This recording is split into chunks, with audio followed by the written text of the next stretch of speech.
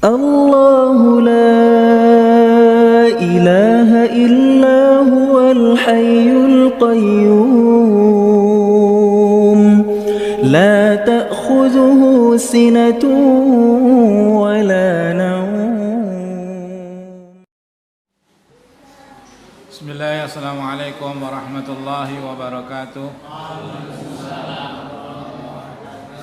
الحمد لله نحمده ونستعينه ونستغفره ونعوذ بالله من شرور أنفسنا وسيئات أعمالنا من يهده الله فلا مضل له ومن يضلله فلا هادي له أشهد أن لا إله إلا الله وحده لا شريك له وأشهد أن محمدا عبده ورسوله لا نبي ولا رسول بعده اللهم صل وسلم وبارك على نبينا محمد النبي الأمي وعلى آله وأصحابه ومن تبعهم بإحسان إلى يوم الدين. وقال عز وجل وهو أصدق القائلين وإنه لعلم للساعة فلا تمترن بها واتبعوني هذا صراط مستقيم. وقال رسول الله صلى الله عليه وسلم برواية أبو هريرة رضي الله عنه والذي نفسي بيده ليوشكن أن ينزل فيكم ابن مريم حكما مقسطا فيكسر الصليب ويقتل الخنزير ويضع الجزية ويفيض المال حتى لا يقبله أحد وحتى تكون السجدة الواحدة خيرا من الدنيا وما فيها. أيها الإخوة رحمكم الله أوصيني وأوصيكم بتقوى الله كما قال يا أيها الذين آمنوا اتقوا الله حق تقاته ولا تموتن إلا وأنتم مسلمون. Malam ini insyaallah kita akan mengkaji satu tanda daripada tanda-tanda asyratus sa'ah yang 10. Kita melanjutkan setelah kita mengkaji tanda yang besar berupa kemunculan Dajjal, maka tidaklah Dajjal itu bisa diselesaikan fitnahnya kecuali oleh Nabiullah Isa alaihi salam. Maka malam ini kita melanjutkan episodenya dengan episode nuzulnya Isa ibnu Maryam alaihissalam. Ayuhal ikhwah, Allah subhanahu wa ta'ala berfirman dalam surat An-Nisa ayat 159, wa inna man ahlal kitabi illa la yu'minanna bihi qabla mautihi wa yaumal qiyamati yakunu alaihim syahida. Dan Allah subhanahu wa ta'ala menjelaskan dalam ayat ini, tidaklah seorang pun dari ahlul kitab baik Yahudi wan Nasara kecuali pasti akan beriman kepada Nabi Isa alaihissalam sebelum kematian Nabi Isa alaihissalam. Dan di hari kiamat nanti Isa akan menjadi saksi terhadap mereka, umat Yahudi dan umat Nasrani yang ada sekarang. Jadi seluruh orang Yahudi dan seluruh orang Nasrani yang sampai sekarang hidup, kelak ketika nanti mereka menemui Nabi Isa alaihissalam, pasti di antara mereka akan ada yang beriman kepada Allah Subhanahu wa taala. Beriman kepada Nabi Isa alaihissalam. Bahwa Nabi Isa alaihissalam tidak mati, tidak terbunuh oleh apa? Oleh konspirasi orang-orang kafir. Dan mereka akan mempersaksikan keberadaan Nabi Isa. Dan mereka akan beriman kepada Allah Subhanahu wa ta'ala dengan ajaran Nabi Muhammad sallallahu alaihi wasallam. Jadi mereka setelah kedatangan Nabi Isa, mesti mereka akan menjadi muslim. Maka setelah itu tidaklah ada orang ahlul kitab lagi. Setelah turunnya Nabi Isa, ahli kitab tidak ada lagi. Yang ada adalah muslim wal kafir. Karena saat Nabi Isa alaihissalam datang, Nabi Isa sedang mempersaksikan kepada mereka tentang penyelewengan yang terjadi dalam agama Nasrani dan penyelewengan yang ada di dalam agama Yahudi atas klaim-klaim dusta mereka. Sehingga persaksian mereka hari ini tidak diterima oleh Allah Subhanahu wa taala. Ketika Nabi Isa alaihissalam turun. Ibnu Jarir At-Tabari dalam tafsirnya beliau mengatakan mereka seluruhnya akan membenarkan Nabi Isa alaihissalam ketika dia turun ke dunia untuk membunuh Dajjal. Karena orang Yahudi meyakini bahwa Dajjal itu adalah siapa? Al-Masih. Maka ketika Dajjal dibunuh, maka mereka akan mempersaksikan bahwa Nabi Isa alaihissalam adalah Nabi yang benar, tidak mati, membawa ajaran Rasulullah SAW, membawa ajaran membawa ajaran Islam, agama Al-Hanifiyah Al-Ibrahimiyah. Agamanya datuk mereka Nabi Ibrahim alaihissalam. Jadi agama mereka, ajaran mereka sejak saat itu dibatalkan oleh Allah Subhanahu wa taala. Meskipun sekarang mereka masih bisa klaim, tapi nanti sudah nggak ada klaim lagi bagi mereka. Sehingga ketika itu hanya ada satu din Allah Subhanahu wa taala, yakni dinul Islam yang al-Hanif. Imam Tabari menjelaskan dalam tafsirnya. Kemudian ayat yang lainnya yang menjelaskan bahwa Nabi Isa alaihissalam pasti akan turun di akhir zaman kelak. Wa innahu la'ilmu lis-sa'ah, dan sesungguhnya dia Nabi Isa alaihissalam itu sendiri la'ilmu sa'ah lis-sa'ah, bagian daripada ilmu akhir zaman, ilmu tentang kiamat. Ketika dia turun, maka sungguhnya itu pertanda tentang dekatnya hari kiamat. Fala tamtarunna biha, maka sekali-kali kamu jangan ragu-ragu. Ayat Allah Subhanahu wa taala dalam surat As-Zukhruf ayat 61. Fala tamtarunna biha wattabi'uni hadza siratum mustaqim. Jadi kedatangan Nabi Isa alaihissalam atau nuzulnya Nabi Isa alaihissalam di akhir zaman itu adalah sesuatu yang pasti. Ibnu Tafsir menjelaskan dalam tafsirnya, fala tamtarunna biha ayyi la tashakku fiha inna waqi'atun wa kainatun la mahala. Sungguh kedatangan Nabi Isa di akhir zaman, nuzulnya adalah suatu peristiwa yang tidak diragukan, pasti terjadi.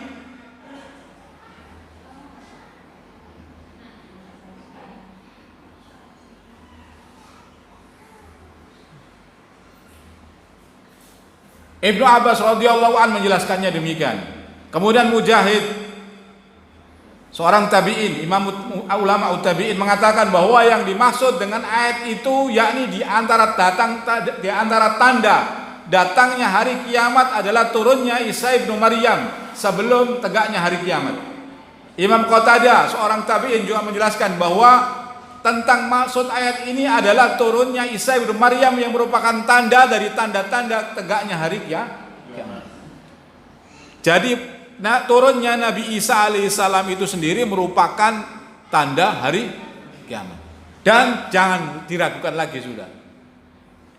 Allah Subhanahu wa taala mengatakannya dalam surat Az-Zukhruf ayat 61. Kemudian berikutnya dalam tafsir Al-Baghawi bahwa ketika Allah Subhanahu wa taala berfirman dalam suratul Muhammad, fa idza laqitumul ladzina kafaru fadarbar riqab hatta idza asantumuhum fasuddul wasaq fa imma mannan ba'du wa imma fida'an hatta tad'al harbu awzaraha dzalika walau yasha Allahu lan tasara minhum walakin liyabluwa ba'dukum bi ba'd walladzina qatalu fi sabilillahi fala yudilla a'malahum. Surat Muhammad ayat 4. Apabila kamu bertemu dengan orang-orang kafir di medan perang, maka pancunglah mereka di batang leher mereka. Sehingga apabila kamu telah mengalahkan mereka, maka tawanlah mereka. Dan sesudah itu kamu boleh membebaskan mereka atau menerima tebusan mereka. sampai perang berakhir. Dalam ayat ini kalimat hatta tadu'al harbu auzaraha ditafsirkan oleh para ulama di antara mufassirin yang mereka mengatakan mereka mengalahkan orang-orang musyrik dengan membunuh dan memenjarakan mereka sampai seluruh agama yang ada memeluk Islam. Jadi peperangan antara ahlul iman dengan ahlul kufur itu tidak akan pernah berhenti. Sampai kapan? Hatta taqumas saah, sampai tegaknya hari kiamat. Hari kiamat itu kapan? Yakni ketika nuzulnya Nabi Isa alaihis salam. Sifat Taifah Mansurah, la tazalu ta'ifatun min ummati dhahirin ala yuqatiluna fi sabilillah hatta taqumas saah. Hatta taqumas saah maknanya hatta nuzuli Isa ibnu Maryam. Hatta tadu'al arbu auzaraha, sehingga seluruh din ini kembali kepada dinul Islam. Atau dalam kalimat Allah Subhanahu wa taala suratul Anfal atau suratul Taubah, wa qatiluhum hatta la takuna fitnah wa yakuna ad-dinu kulluhu lillah, sehingga din ini kembali kepada Allah Subhanahu wa taala. Maknanya din ini belum akan kembali kepada Allah, din Allah Subhanahu wa taala, sehingga turunnya Nabi Isa alaihissalam. salam. Surat Muhammad ayat 4. Kemudian Rasulullah SAW bersabda dalam hadis Abu Hurairah dalam Sahih Bukhari wal Muslim as-Sahihaini, "Walladzi nafsi biyadihi la yusikanna an yanzila fikum ibnu Maryam hakaman muqsita." Dan demi yang jiwaku ada di tangannya, Rasulullah SAW bersumpah, pasti bahwa akan turun terhadap kalian Isa ibnu Maryam sebagai hakaman muqsita, sebagai penguasa yang adil, fayaksirus salib, yang akan memecahkan salib, wayaqtulul khinzir, dan membunuh babi, wayada'ul jizyah, dan mengangkat jizyah, wayafidul mala hatta la yuqbalu ahad, membagikan harta hingga tidak ada seorang pun yang mau menerimanya.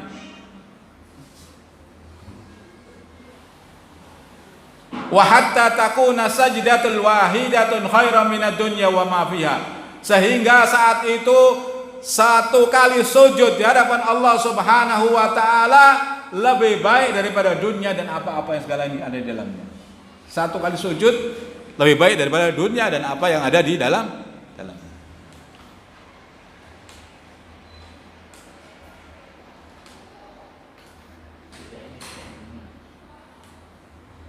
Jadi nanti tugasnya Nabi Isa diantaranya sebagai pemerintah yang adil, memecahkan salib.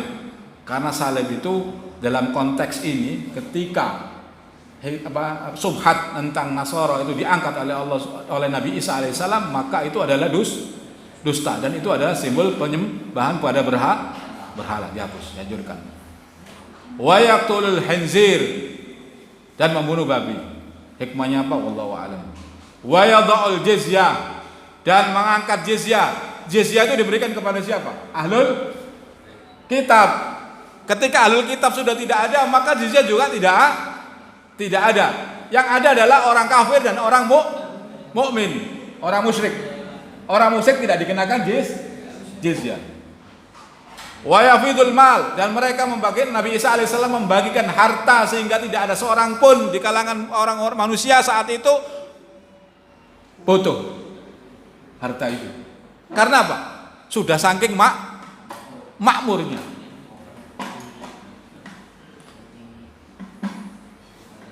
Dan ibadah saat itu, satu kali sujud saja lebih berharga daripada dunia dan seisinya. Luar biasa. Ayuhal ikhwah, beberapa dalil tadi menjelaskan, ada diambil kesepakatan oleh ulama kaum muslimin, ulama ahlu sunnah, diantaranya Imam Syarfari mengatakan bahwa ada ijma dalam umat ini bahwa Nabi Isa alaihissalam akan turun kembali dan tidak ada satupun pendapat yang menyelisih pendapat ini. Yang mengingkari pendapat ini hanyalah para filsuf dan orang-orang mincang serta orang-orang bodoh. Mereka ini sebenarnya tidak perlu dianggap perkataannya, tidak perlu dihiraukan.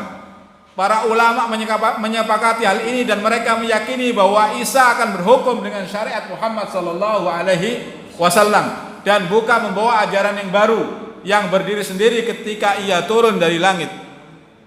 Ketika masa nuzulnya nanti. Ini akidah Ahlus Sunnah wal Jamaah, ijma'. Kemudian yang kedua, Imam Ahmad rahimahullah menjelaskan, ketika beliau menjelaskan prinsip-prinsip Ahlus Sunnah wal Jamaah, di antaranya adalah berpegang teguh dengan apa yang dipegang oleh sahabat, tabi'in dan tabi'ut tabi'in, dan meneladani mereka dengan meninggalkan bid'ah yang sesat. Sembari beliau menyebutkan beberapa di antaranya adalah keyakinan akan turunnya Dajjal dan turunnya Nabi Isa alaihi salam. Siapa yang menolaknya, sungguh mereka adalah ahlul bid'ah yang sesat.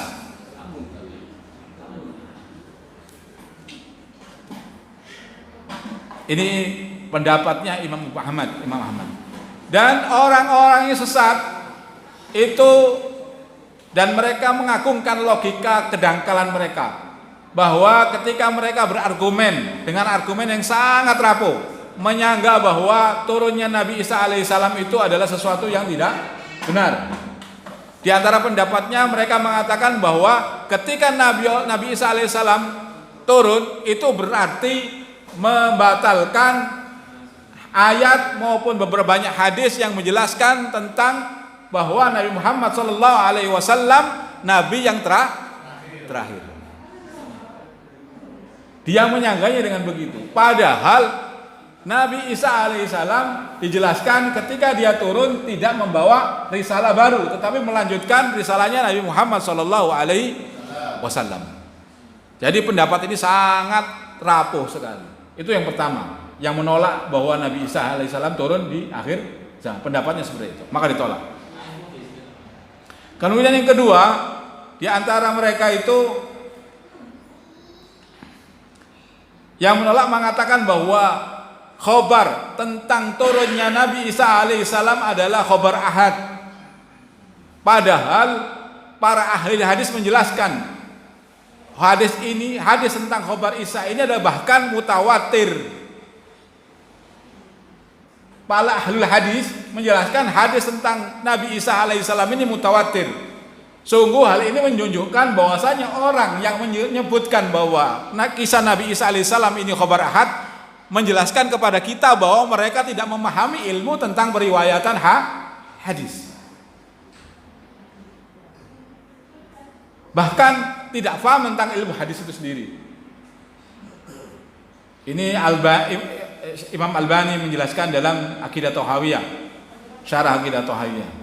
Kemudian sanggahan dari Syekh Abu Fadl Abdullah Siddiq Al-Khimari dalam kitab beliau Aqidah Ahlussunnah fi Nuzul Isa, beliau menjelaskan sungguh bahwa telah mantap pendapat turunnya Nabi Isa alaihissalam dari para sahabat Nabi, para tabi'in, tabi'ut tabi'in, dari para imam, para ulama, semua mazhab, bahkan tertuang dalam kitab-kitab sunnah hingga sampai kepada kita secara mutawatir dari generasi ke generasi. Bahkan dijelaskan dalam penjelasan ini, beliau menjelaskan bahwa riwayat tentang Nabi Isa alaihissalam ini telah dijelaskan oleh tidak lebih daripada 25 orang sahabat, 30 orang tabi'in, dan serta lebih banyak lagi daripada tabi'ut tabi'in. Dan ini masdarul ilm. Tiga golongan ini adalah masdarul ilmu. Sumbernya ilmu. Kalau mereka meriwayatkan dengan benar, insya Allah semuanya pasti benar pendapatnya. Bahkan para pengarang Ainul Ma'bud, Syarah Sunan Abi Dawud, beliau mengatakan telah mutawatir.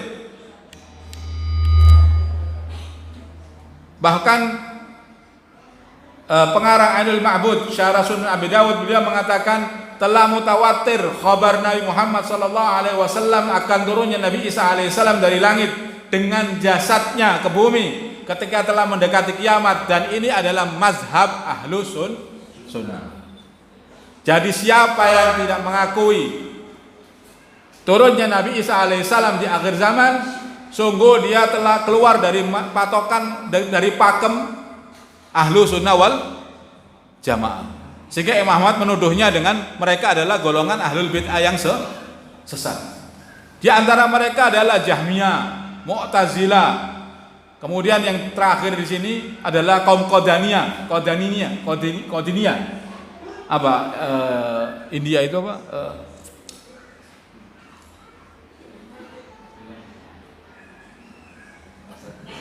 Ahmadiyah. Ya. Ahmadiyah, kalau Mu'tazilah dan Jahmiyah itu menuduhnya karena tadi dengan khabar ahad, kemudian yang kedua tuduhannya bahwa Nabi Isa itu tidak mungkin turun karena nanti akan membawa risalah yang baru. Tetapi kalau Qadaniyah ini, kemudian Ahmadiyah ini malah menuduh bahwa Nabi Isa itu memang mati, dibunuh, gitu. Malah lebih sesat lagi.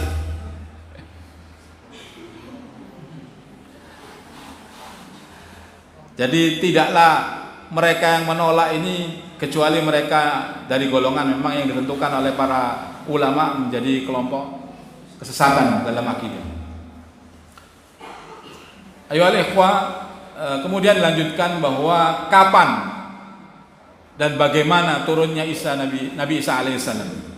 Dijelaskan bahwa Rasulullah SAW meriwayatkan, Rasulullah bersabda dalam riwayat Nawas bin Sam'an bahwa Nabi Isa alaihissalam turun di sebelah timur Masjid Damaskus, atau terkenal sekarang ini dengan Masjid Umawi, Masjid Jami' Damaskus, Masjid Umawi, di menara putihnya, dengan mengenakan dua lapis baju berwarna kuning dengan celupan za'faron, seraya meletakkan kedua tangannya di atas kedua malaikat, sayap dua malaikat. Jadi Nabi Isa turun dari langit itu seperti inilah bahasanya begitu. Berpegangan pada dua sayap malaikat turun musuh. Bila ia menundukkan kepalanya maka air menetes, dan bila ia mengangkat kepalanya keringat bercucuran seperti mutiara. Jadi ketika dia nunduk maka keluar semacam keringat itu, rambutnya itu memang disifati basah oleh Rasulullah SAW, mengkilat basah. Kemudian ketika nunduk semua semacam ada tetesan air. Ketika dia mengangkat maka jatuhlah keringatnya itu, tetesan air yang ada di mukanya itu, seperti mutiara. Tidaklah orang kafir mencium bau dirinya kecuali pasti mati, dan bau nafasnya sejauh mata memandang. Isa datang dalam rangka mencari Dajjal hingga menemunya di pintu Lut lalu membunuhnya. Setelah itu Isa bin Maryam mendatangi suatu kaum yang dijaga oleh Allah Subhanahu wa taala dari Dajjal. Ia mengusap wajah-wajah mereka dan menceritakan tentang tingkatan mereka di surga kelak.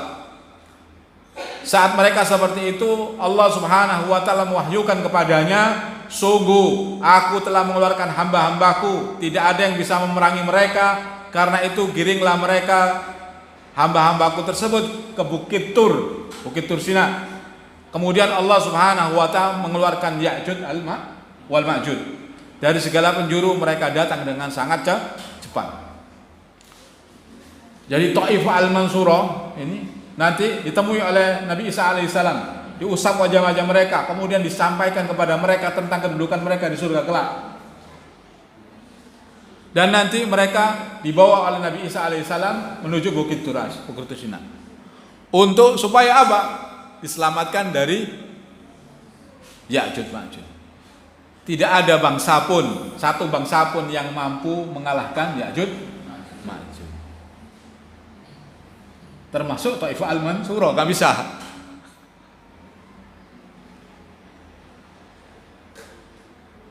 Makanya jadi ini adalah alamatul kubro. Sesuatu yang masuk alamatul kubro itu persoalannya larinya kepada Allah Subhanahu wa taala. Dajjal, fitnahnya manusia nggak bisa mengalahkan Dajjal, maka larinya kepada Allah Subhanahu wa taala. Bantuan Allah Subhanahu wa taala menurunkan Nabi Isa. Nanti keluar Ya'juj Ma'juj begitu, tidak ada yang bisa mengalahkan Ya'juj Ma'juj, kembalinya kepada Allah. Nabi Isa alaihissalam yang akan membunuh mereka dengan asbab doanya Nabi Isa alaihissalam.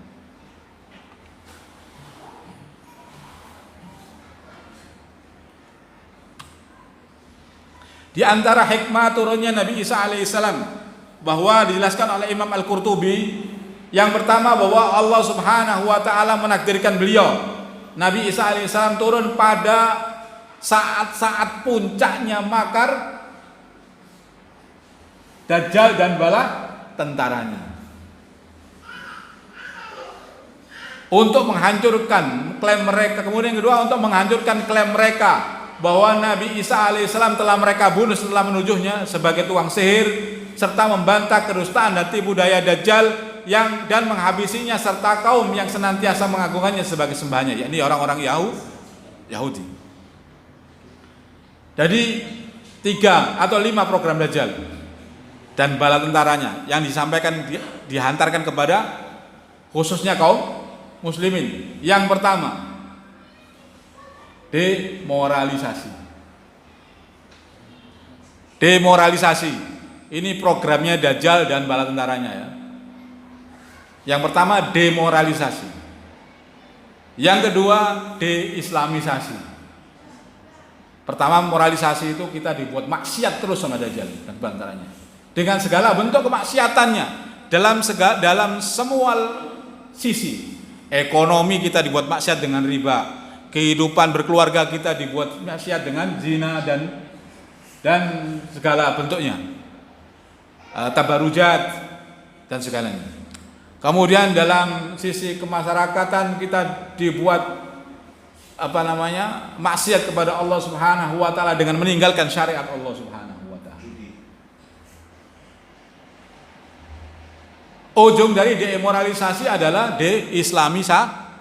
Kita dibuat murtad oleh Dajjal dan bala tentaranya dengan segala programnya. Ada nabi baru, ada ajaran agama baru, ada isme baru, ya kan?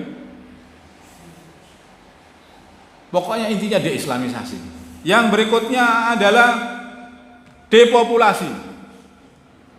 Dajjal dan bala tentaranya menyebarkan kepada kita program depopulasi dengan mengurangi kaum muslimin khususnya dan penduduk kaum manusia pada umum. Apa saja yang belum lahir dibuat mati, tidak perlulah. Yang belum lahir dibuat tidaklah lahir. Dengan apa? Program apa? Yang sudah lahir dibuat cepat mati dengan penyakit-penyakit. Iya, dengan peperangan dibunuhi. Bahkan kalau kita mau baca lebih detail, sekarang ini program teknologi mereka sekarang ada namanya depopulasi dengan cara mengaktifkan bencana alam. Dengan teori mereka, senjata mereka yang mereka kenal dengan harap itu. Juga mempengaruhi iklim sedemikian hingga membuat nggak terkendali iklim itu. Jadi ekstrim suasananya. Wallahu a'lam bishawab. Kayak sekarang ini ya, di mana-mana, terutama daerahnya kaum muslimin, semuanya cuacanya ekstrim. Bukan di Indonesia ya, sampai Saudi sana, sampai Lebanon sana, semuanya ekstrim ini sekarang ini. Hujan nggak terkendali, banjir, hujan es di Saudi, hujan es sekarang ini. Hujan butiran es itu loh, banjir luar biasa kemarin. Jadi bukan Indonesia saja, angin taufannya juga bukan Indonesia saja, semua. Kemudian sekarang gunung semua sudah aktif. Wallahu a'lam. Mulai dari bulan September itu ya, dari mulai Semeru ya, sebelumnya Semeru. Kemudian Halmahera, dari Halmahera Hawe, dari Hawe balik Semeru, Semeru Merapi, Merapi Kerinci, Kerinci kemudian di Chili dan Italia. Gempa Cianjur saja kemarin saya ke sana, tanya kepada mereka yang ada di sana, tenaga-tenaga relawan di sana. Sekarang sejak Senin saya ke sana, itu sudah lebih, sejak gempa pertamanya sudah lebih daripada 300 kali gempa. Kemudian diikuti pada hari Senin itu juga Minggu itu gempa Padalarang, Sobo. Kemudian sorenya Garut, Besoknya mana? Ada lagi besoknya itu. Cianjur lagi ya. Kemudian tadi Sukabumi tadi. Oh Jember. Terus ini gerak semua. Wallahu a'lam bishawab. Kemudian yang berikutnya adalah dekapitalisasi atau demarginalisasi. Kaum muslim ini dibuat tidak punya kapital, dibuat miskin. Banyak caranya mereka. Yang ujungnya nanti menurut pengamat-pengamat adalah digital money ini kan. Setelah itu akan terjadi program itu secara besar-besaran. Dekapitalisasi. Yang Indonesia mungkin bulan ini tahun 2023 akan menerapkan rupiah digital. Wallahu a'lam bishawab. Kemudian depowerisasi. Ujungnya begitu. Umat Islam dibuat tidak berdaya. 5 program Dajjal dan bala tentaranya pada kaum muslimin khususnya dan manusia pada umumnya. Ketika suasananya seperti itu, turunlah Nabi Isa alaihissalam. Bahkan Al-Mahdi sendiri sudah nggak mampu kan, dalam kisah yang kemarin itu kan, pasukan yang dikirim oleh Mahdi nggak balik, kirim lagi nggak balik, dikirim ketiga kali nggak balik. Sebagian murtad, sebagian dibunuh. Ketika mereka terkepung di Baitul Maqdis, maka turun Nabi Isa alaihissalam.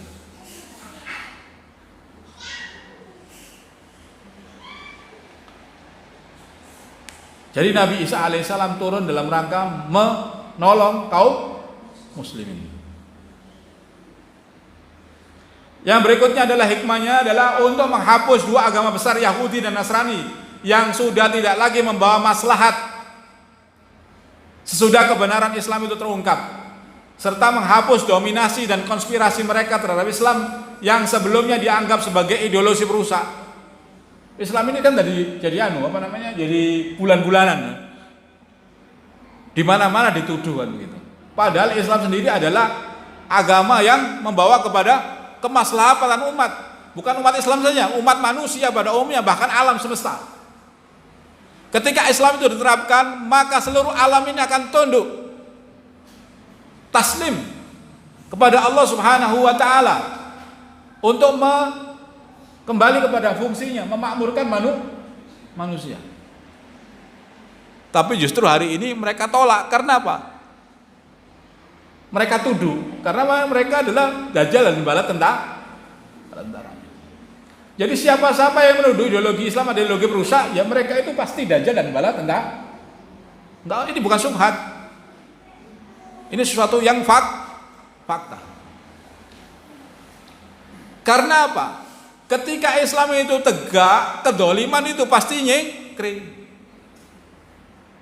Ketika Islam itu tegak, kedoliman itu pasti tidak akan ada. Kalau sifat Islam itu jujur dan adil. Sedangkan sifat kedoliman, dolman wajuron. Dolman itu dolim dan tidak sumbernya itu saja. Maka orang-orang dolim tidak suka ketika Islam itu tegak. Atau ketika orang dolim berkuasa, maka tidak suka terhadap Islam. Karena nanti akan mengganggu kedoliman mereka. Intinya seperti itu. Yang berikutnya, bahwa ada sisi yang kedua.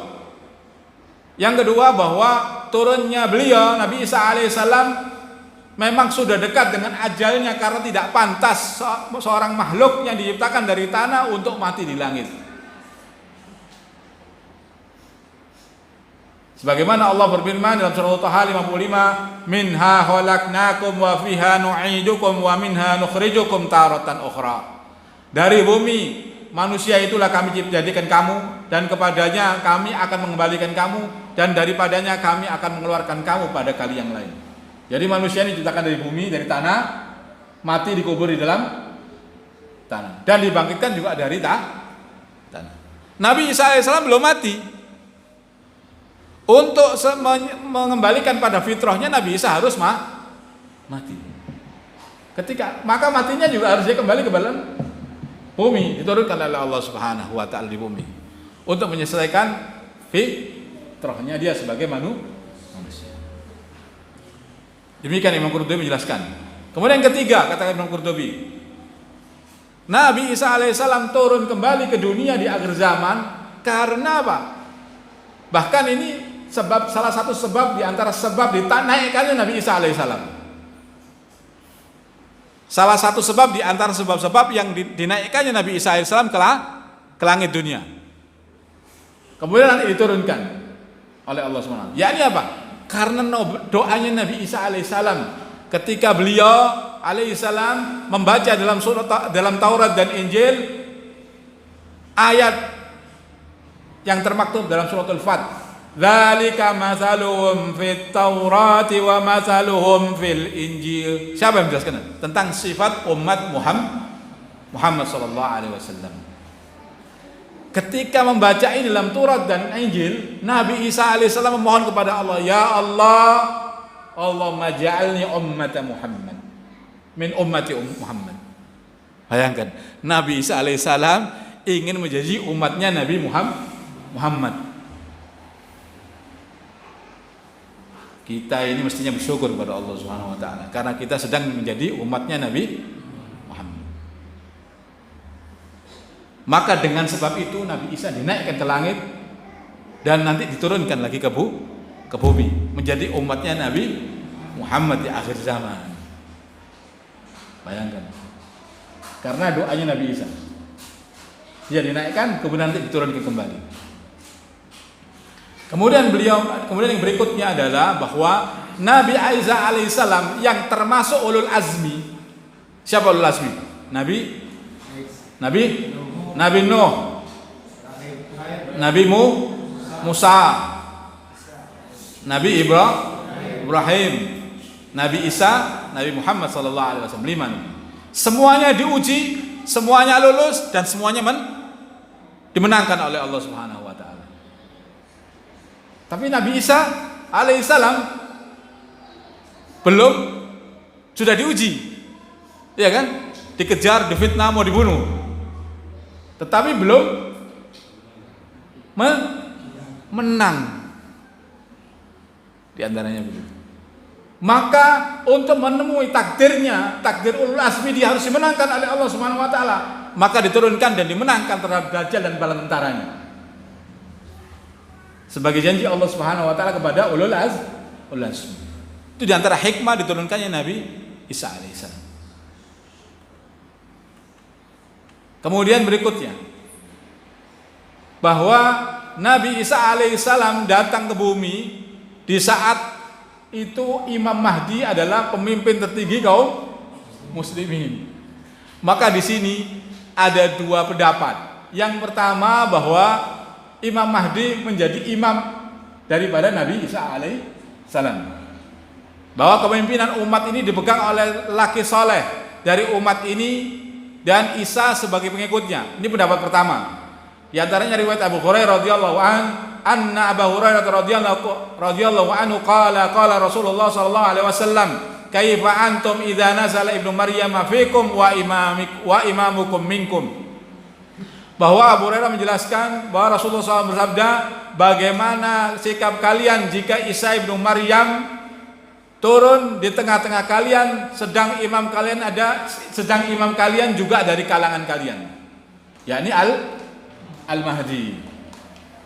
Maka dimaksud imam ini dalam syarahnya oleh Syarah Imam Bukhari Muhajjar menjelaskan adalah imam dalam masalah din dan imam dalam masalah dunia.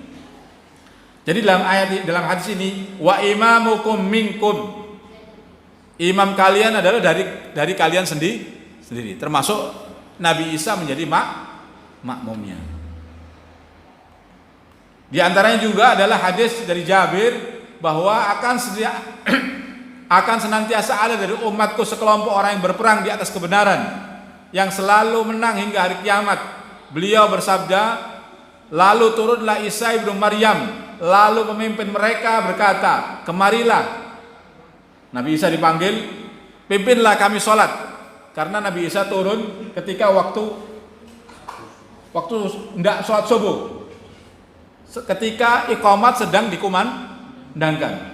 Maka pemimpin saat itu, yakni Al-Mahdi, memanggil Nabi Isa alaihissalam untuk memimpin sholat, mengimami sholat. Tapi Nabi Isa menjawab, tidak, sesungguhnya sebagian kalian atas sebagian yang lainnya adalah pemimpin, sebagai bentuk pemuliaan Allah terhadap umat ini. Takrimatullahi hadhil ummah, yakni sebagai pemuliaan Allah atas umat ini adalah menjadikannya pemimpinnya bagian daripada umat itu sendiri. Hadis Sahih Muslim. Dari sini para perawi hadis, pensarah hadis menjelaskan. Yang pertama, bahwa keengganan Nabi Isa alaihissalam sebagai imam kaum muslimin karena keutamaannya diberikan Allah Subhanahu wa taala atas umat Muhammad. Yang kedua, ditolaknya dalam rangka menepis subhat bahwa beliau datang dengan membawa syariat baru dan bahwasanya syariat Muhammad terus berlangsung hingga hari kiamat. Ini pensyarah hadis menjelaskan begitu.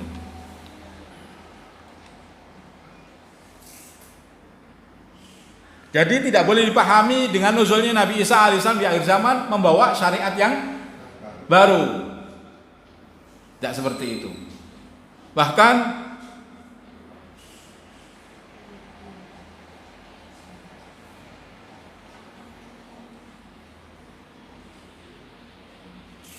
beliau menjelaskan, Imam Qurtubi menjelaskan bahwa bahkan Umar bin Khattab, bahkan Rasulullah SAW itu pernah mengatakan kepada Umar bin Khattab radhiyallahu an, andai kata Musa hidup sekarang di masa Nabi Muhammad SAW, maka dia tidak pantas baginya kecuali mengikuti aku, kata Rasulullah SAW. Maka Isa alaihissalam hanya turun untuk meneguhkan syariat ini dan memperbaharuinya, karena ini adalah syariat terakhir dan Muhammad adalah Rasul yang terakhir. Bahkan dikuatkan oleh asar dari Ka'ab bahwa fa innama bu'istu waziran walam ub'asu amiran, bahwasanya aku ditutus sebagai wakil, wazir, bukan diutus sebagai pemimpin. Jadi Nabi Isa alaihissalam tidak datang sebagai pemimpin, tapi sebagai wakil. Ini yang pendapat pertama, karena memang hadisnya begitu, dan beberapa keterangan yang hadis-hadis yang lainnya. Tetapi ada hadis kedua yang menjelaskan dari Abu Hurairah juga, bahwasanya Rasulullah SAW bersabda, kaifa antum idza nazala fikum ibnu Maryam fa ammakum minkum. Sedang dia, Nabi Isa alaihissalam, memimpin kalian. Jadi ada dua hadis. Yang pertama fa imamukum minkum, ini fa ammakum minkum. Lalu Nabi Isa alaihissalam turun dan memimpin kalian. Kemudian perawi hadis ini menjelaskan kepada yang mendengarnya, loh, saya juga mendengar bahwa ada hadis yang begini, yang tadi, yang awal. Maka dijelaskan oleh perawi, yakni Ibnu Zaib ini, maknanya bahwa qala fa ammakum bi kitabi rabbakum tabaraka wa ta'ala wa sunnata nabiyyakum sallallahu alaihi wasallam, bahwasanya memimpin kalian yakni berdasarkan kitabullah dan sunnah nabi kalian Muhammad sallallahu alaihi wasallam. Artinya Nabi Isa tidak membawa syariat baru sebagai umat Muhammad.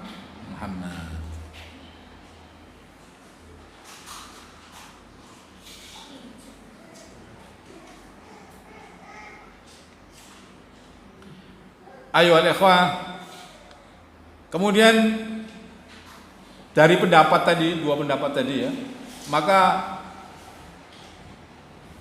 saya singkat langsung ya. Kemudian dikompromikan oleh para ulama atas dua pendapat tadi. Ibnu Hajar radhiyallahu rahimahullah, beliau mengatakan bahwa tawatirul akhbaru bi anna al-mahdi min hadhil umma wa anna Isa yusalli khalfahu. Sudah mutawatir berita-berita bahwa Al-Mahdi itu berasal dari umat ini dan bahwa Isa itu menjadi makmumnya dalam sholat berjamaah. Kemudian Al-Barzanji, dia mengatakan bahwa Al-Mahdi yang menjadi amir saat Isa alaihissalam turun. Demikian diambil dari Al-Adawi dalam Sahih Musnad dengan judul Kepemimpinan Al-Mahdi atas Isa alaihissalam. Jadi semacam ada kesepakatan bahwa Nabi Isa itu awalnya adalah jadi makmum, tapi kemudian dikompromikan dengan hadis tadi bahwa memang masa Al-Mahdi itu sangat singkat. Sejak kemunculannya sampai meninggalnya dia 7 sampai 9 tahun. Bahkan para ulama menjelaskan saat-saat kemenangan Al-Mahdi melawan Dajjal itu adalah masa akhir kepemimpinannya Al-Mahdi. Artinya tidak lama setelah itu Al-Mahdi meninggal dan kepemimpinannya digantikan oleh Nabi Isa alaihissalam. Jadi kepemimpinan Al-Mahdi itu kepemimpinan terakhir dari bangsa Quraisy. Setelah itu tidak ada lagi bangsa Quraisy memimpin. Digantikan oleh Nabi Isa alaihissalam. Ada lagi yang menjelaskan bahwa sebagaimana tadi hadis yang tadi diriwayatkan oleh Ka'ab tadi, bahwa Nabi Isa alaihissalam itu sebagai wazir, penasehat daripada Al-Mahdi.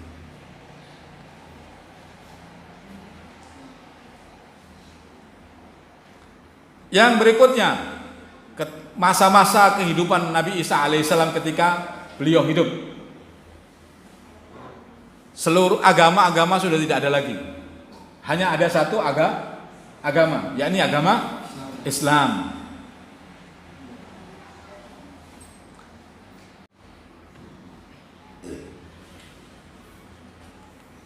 Kemudian ini wa takunul kalimatun wahidatun fala yu'badu illallah wa tada'al harbu auzaraha wa tuslabu quraisyun mulkaha. Bahwa nanti ketika Nabi Isa alaihissalam turun, agama itu sudah akan menjadi satu saja, maka tidak ada yang disembah selain Allah Subhanahu wa taala. Maka terhapuslah semua hal yang menyebabkan peperangan. Jadi dominasi peperangan itu asbabnya adalah ideologi, agama. Ketika agama menjadi satu, sudah tidak ada lagi asbab untuk menjadi peperangan. Maka saat itu suku Quraisy kembali terambil kekuasaannya. Dengan meninggalnya Al-Mahdi, suku Quraisy hilang kekuasaannya, kembali kepada Nabi Isa, kemudian dilanjutkan oleh Bani Qahtan Al-Himyari. Kemudian dilakukan Abu Hurairah lagi, wa takunu da'watun wahida, dakwah akan menjadi satu, maka kalian ini fa'aqra'uhu salam min Rasulillah sallallahu alaihi wasallam wa uhaddisu fayusaddiquni falamma hadartuhu al-wafa qala aqra'uhu minni salam. Dakwah saat itu akan menjadi satu, yakni dakwah kepada Allah Subhanahu wa taala, yakni dakwah Islam. Maka kalian sampaikanlah salamku kepadanya. Rasulullah titip salam kepada umat Muhammad yang menemui zaman Nabi Isa dan bertemu dengan Nabi Isa untuk menyampaikan salamnya Nabi Muhammad SAW kepada Nabi Isa. Dan ini diulang ketika Rasulullah mau wafat. Qala aqra'uhu minni salam, sampaikan kepada Nabi Isa alaihissalam nanti kelak salam dari Rasulullah SAW. Ini kita punya amanah dari Nabi Muhammad SAW untuk menyampaikan salam beliau kepada Nabi Isa alaihissalam ketika kita mendapati Nabi Isa alaihissalam. Ini amanat ini. Umat-umat harus tahu ini amanat. Jadi agama menjadi satu. Yang berikutnya, kembalinya seluruh keberkahan dan kelapangan di muka bumi. Saya sampai jam berapa nih?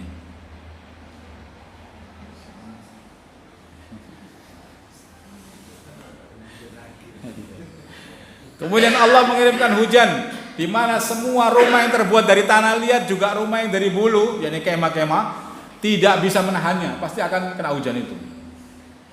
Lalu akan mencuci bumi sehingga bersih seperti kaca. Kemudian dikatakan kepada bumi, tumbuhkanlah buah-buahanmu dan kembalikanlah keberkahanmu. Maka ketika sejumlah orang maka sejumlah orang dapat memakan buah delima dan berteduh dengan kulitnya delima, dengan payung, jadi payung.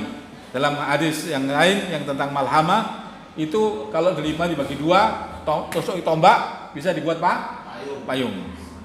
Delima, satu buah delima. Dan susu pun diberi berkah sehingga susu onta yang akan melahirkan cukup untuk satu kabilah. Susu sapi yang melahirkan cukup untuk satu kampung. Susu kambing yang akan melahirkan cukup untuk satu keluarga. Jadi semuanya berkah. Di hadis yang lain dari Ibnu Majah bahwa bumi akan seperti bentangan perak, nampan perak, dan tumbuh-tumbuhannya akan tumbuh seperti zamannya Nabi Adam alaihissalam. Sehingga apabila ada sekelompok orang berkumpul untuk memakan setangkai anggur, maka hal itu akan membuatnya senang, kenyang. Anggur bisa mengenyangkan sekelompok orang. Dan apabila sekelompok orang tersebut berkumpul untuk memakan sebuah delima, maka hal itu juga akan membuat mereka senang dan kenyang. Seekor sapi pada saat itu harganya sangatlah murah. Sapi harganya sangat murah. Dan seekor kuda hanya seharga beberapa dirham. Para sahabat bertanya, "Wahai Rasulullah, kenapa kuda menjadi murah?" Beliau bersabda, "Ia tidak digunakan untuk perang selamanya. Kuda itu adalah kendaraan untuk berperang. Sudah nggak ada perang, maka kuda tidak banyak bermanfaat. Maka harganya jatuh, hukum pasar ini." Tetapi sebaliknya, kenapa sapi jantan harganya mahal?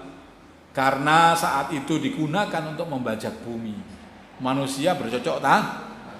Dari sini ada hikmahnya. Pertama apa? Semua kembali kepada manual ya. Teknologi nggak ada nih. Yang bajak pakai sapi. Gitu. Masya Allah ya. Wallahu a'lam bishawab. Kemudian tersebarnya keamanan dan kedamaian di seluruh bumi merata. Saya mau bacakan matanya tapi waktu nggak nuntut ini. Para nabi adalah saudara sebapak dan ibu mereka berbeda-beda. Akan tetapi agama mereka itu satu, yakni dinul Islam. Dan aku adalah orang yang paling berhak kepada Ibnu Maryam karena tidak ada nabi di antaraku dengannya. Dan sungguh dia pasti akan turun. Lalu Allah akan membinasakan Dajjal dan bumi menjadi aman sehingga singa dapat hidup bersama unta. Harimau bisa hidup dengan sapi. Serigala bisa hidup dengan kambing. Demikian pula anak-anak kecil dapat bermain dengan ular tanpa takut membahayakan. Hadis Imam Ahmad. Hadisnya sahih. Kemudian lainnya hadis lainnya dari Imam Ahmad juga. Kemudian dia mengembalikan Allah Subhanahu wa taala mengembalikan kedamaian dan menjadikan pedang sebagai sabit. Jadi pedang karena tidak berfungsi lagi untuk perang, dicor kembali menjadi arit untuk bercocok tanam. Kemudian saat itu Allah menghilangkan racun dari semua makhluk yang beracun, serta langit menurunkan rezekinya dan bumi mengeluarkan keberkahannya, sehingga anak kecil bermain dengan ular yang berbisa, sedang ular tersebut tidak membahayakan dirinya. Serigala menggembalakan domba dan tidak membahayakannya, serta singa-singa menggembalakan sapi dan tidak membahayakannya. Bisa bayangkan zaman itu. Jadi tidak ada makhluk yang saling membahayakan. Subhanallah ya. Kalau Allah mau, semua bisa jadi. Kalau Islam tegak, semua bisa aman. Kalau Islam tegak, semua bisa makmur.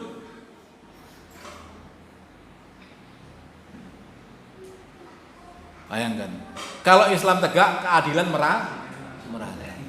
Sehingga orang-orang zalim, orang-orang rakus, orang-orang yang oligarki yang tidak pernah kenyang perutnya, ya pasti akan tidak mau dengan Islam. Karena apa? Menghalangi hawa nafsunya. Karena datangnya Islam itu adjuran wa adlan, Datangnya Islam itu membawa kejujuran dan keadilan. Sehingga pasti mereka menolaknya.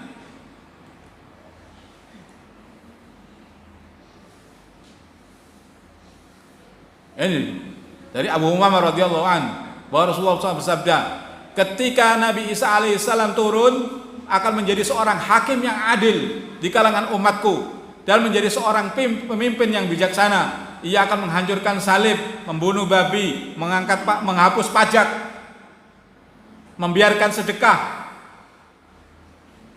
Karena siapa yang bisa disekahi? Karena saat itu tidak ada orang yang mau diberi sedekah. Bahkan ketika sebelum itu, ketika Nabi Al-Mahdi masih berpemimpin, ya, ada orang yang minta sedekah dari harta ghanimah, kemudian diambil dari harta ghanimah. Kemudian setelah itu dia apa ya bahasanya? Getun, bahasa Indonesia apa getun? Menyesal. Dia merasa dirinya adalah orang yang paling tamak di umat Muhammad SAW. Kemudian harta itu dikembalikan lagi ke Baitul Mal. Kata Baitul Mal tidak menerima pengembalian. Barang yang sudah diambil tidak terima kayak toko sekarang yang jualannya. Sedang orang itu menangis karena menyesal, takut menjadi umat yang paling tamak di umat Muhammad. Jadi sedekah nggak perlu, nggak butuh sedekah. Zakat diangkat, kewajiban zakat hilang, kewajiban sedekah jadi hilang. Dan permusuhan dihapus. Jadi manusia ini sifat kebencian terhadap permusuhannya terhadap makhluk yang lainnya diangkat oleh Allah Subhanahu wa taala. Bahkan di antara dua orang tidak ada saling memusuhi. Jangankan permusuhan antara banyak orang, di antara dua orang tidak ada sifat Jadi sifat tabiat untuk bermusuhan diangkat oleh Allah Subhanahu wa taala ketika Nabi Isa alaihissalam memimpin. Bahkan racun dari setiap makhluk yang beracun diangkat oleh Allah Subhanahu wa taala. Bahkan seorang bayi perempuan memasukkan tangannya ke dalam mulut ular, maka ular tersebut tidak membahayakannya. Bahkan bayi perempuan itu dapat juga bermain-main, berkejar-kejaran dengan seekor singa. Sedangkan singa tersebut tidak akan membahayakannya. Dan serigala pun berada di tengah-tengah gerombolan kambing, seakan-akan dia adalah pengembala kambing itu dan tidak membahayakannya. Kemudian dan dunia ini dipenuhi oleh kedamaian dan keamanan sebagaimana bejana yang berisi air karena sangat penuh rata. Agama menjadi satu, agaknya agama Islam, maka tidak ada yang disembah selain Allah Subhanahu wa taala. Terhapuslah seluruh hal yang menyebabkan peperangan. Maka saat itu suku Quraisy kembali terambil kekuasaannya. Jadi Quraisy itu punya hak memimpin dalam umat Islam ini. Tapi ketika Nabi Isa turun, hak kepemimpinan dalam suku Quraisy itu terangkat. Makanya di antara salah satu fikih kepemimpinan dalam Islam itu syarat pertama khalifah itu adalah harus Quraisy di antara. Meskipun bukan syarat utama, bukan mutlak, tapi itu merupakan syarat yang disyaratkan oleh para ulama.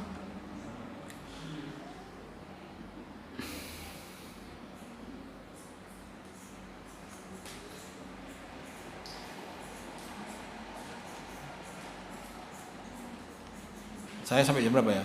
9. Sebenarnya langsung merasa jam.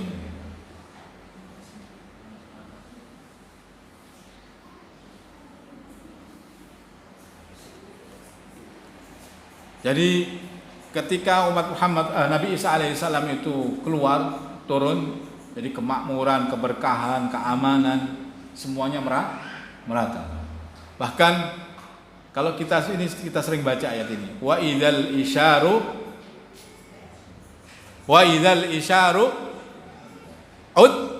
tilat. Surat apa? At-Takwir ya. Terus amal ini. Wa idzal isyaru tilat. Dalam tafsir dijelaskan bahwa ketika unta-unta yang bunting ditinggalkan, tidak diperdulikan, saatnya kapan? Mufassir menjelaskan saat Nabi Isa alaihissalam turun. Termasuk saat-saat menjelang kiamat.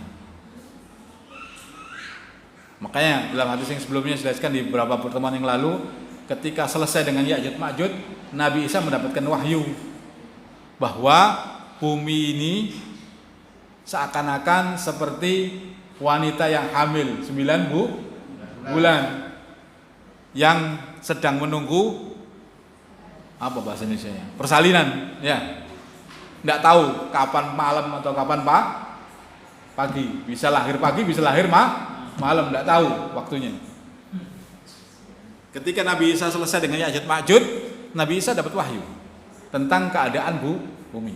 Allah menjelaskan bahwa bumi sekarang ini sudah seperti seorang wanita yang sedang hamil 9 bulan dan tidak tahu kapan akan lahir. Apakah di waktu malamnya atau di waktu paginya. Wallahu a'lam bishawab.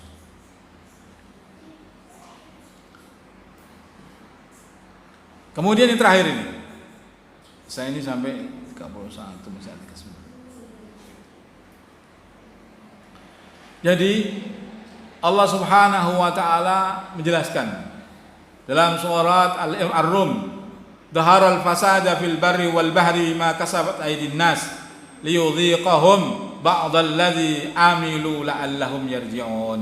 Telah nampak kerusakan di darat dan di laut disebabkan karena perbuatan tangan manusia, supaya Allah merasakan kepada mereka sebagian dari akibat perbuatan mereka, agar mereka kembali ke jalan yang benar, kepada syariat Allah.